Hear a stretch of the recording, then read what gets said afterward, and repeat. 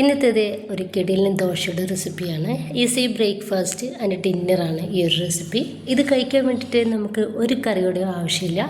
എന്നാൽ കറി കൂട്ടി കഴിക്കുന്ന ആ ഒരു ടേസ്റ്റും ആ ഒരു ഫീലും നമുക്കിതിന് കിട്ടുകയും ചെയ്യും. നല്ല ഹെൽത്തിയാണത്. അപ്പോൾ ഇതുണ്ടാക്കുന്നത് എങ്ങനെയെന്ന് കണ്ടുനോക്കാം. കണ്ടുകൊണ്ടിരിക്കുമ്പോൾ ഇഷ്ടമാവുകയാണെങ്കിൽ നിങ്ങളുടെ എല്ലാ സപ്പോർട്ടും ഉണ്ടാവുക.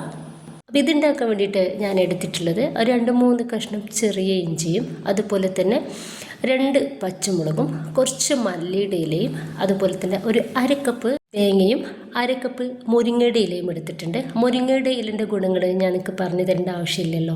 എല്ലാം കൂടി മിക്സിയുടെ ചെറിയ ജാറിലിട്ടിട്ട് ഒരു 1/4 കപ്പ് വെള്ളൂടെ ഒഴിച്ചെടുത്തിട്ട് നന്നായിട്ട് ഇതുപോലെ ഫൈൻ പേസ്റ്റ് ആക്കിയിട്ട് അരച്ചിട്ട് ഒരു ബൗളിലേക്ക് ഒഴിച്ചെടുക്കുന്നുണ്ട്. 1/4 കപ്പ് വെള്ളൂടിയും ഈ മിക്സിയുടെ ജാറിലോട്ട് ഒഴിച്ചെടുത്തിട്ട് അതൊന്ന് ചുരുട്ടിയിട്ട് അതോടെ ഇതിലേക്ക് ഒഴിക്കുന്നുണ്ട്. ഇനിയിപ്പോൾ ഇതൊന്ന് മാറ്റി വെക്കാം. ഇനി മിക്സിയുടെ ജാറിലോട്ട് 1 കപ്പ് വെള്ളം ഒഴിച്ചെടുക്കുകയാണ്. ഇനിയിപ്പോൾ അതിലോട്ട് അതേ സെയിം കപ്പിന് 1 കപ്പ് അരിപ്പൊടിയാണ് എടുത്തിട്ടുള്ളത്. അത് ഞാൻ ഇതിലോട്ട് ഇട്ട് കൊടുക്കുന്നുണ്ട്. മസ്റ്റായിട്ടും നമ്മളിത് അരച്ചെടുക്കണം കേട്ടോ. അതേപോലെ നമ്മൾ ഇതിലോട്ട് പൊടി ഇട്ട് കൊടുത്തിട്ട് മിക്സ് ആക്കരുത്. അപ്പോൾ ഞാനിത് അരച്ചെടുത്തത് ഇതിലേക്ക് ഒഴിച്ചു കൊടുക്കുന്നുണ്ട്. നന്നായിട്ടൊന്ന് മിക്സ് ആക്കിയിട്ട് നമ്മൾ വെള്ളം നോക്കുക, എത്രത്തോളം വെള്ളം വേണം എന്നുള്ളത് അതിനനുസരിച്ച് ഒഴിച്ചെടുക്കാവുന്നതാണ്. നമുക്ക് ദോശയൊക്കെ ഉണ്ടാക്കുമ്പോൾ അത്യാവശ്യം ലൂസായിട്ടാണല്ലോ ഉണ്ടാവുക.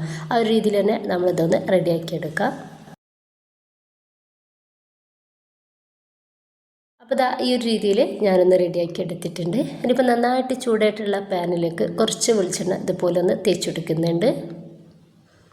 അതിൽ മാവ് എടുത്തിട്ട് വളരെ തിന്നായിട്ട് നമുക്ക് മാവ് ഇതിലേക്ക് ഒഴിച്ചെടുക്കാം.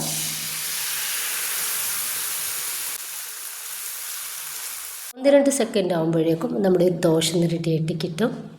ദോശ ഒന്ന് റെഡിയായ സമയത്ത് നമുക്കിത് പാനിൽ നിന്നും ഒന്ന് എടുത്ത് മാറ്റാം. ഇതുപോലെ തന്നെ ബാക്കി കൂടി നമുക്കൊന്ന് ചെയ്തെടുക്കാം.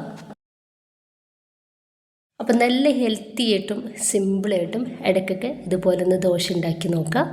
നിങ്ങൾക്ക് ഇഷ്ടമായിട്ടുണ്ടെങ്കിൽ നിങ്ങളുടെ എല്ലാ സപ്പോർട്ടും ഉണ്ടാവുക. ലൈക്ക് ചെയ്യാനും സബ്സ്ക്രൈബ് ചെയ്യാനും കമൻറ്റ് ചെയ്യാനും മറക്കണ്ട. ഇൻഷാ അല്ലാഹ്. ഓക്കെ.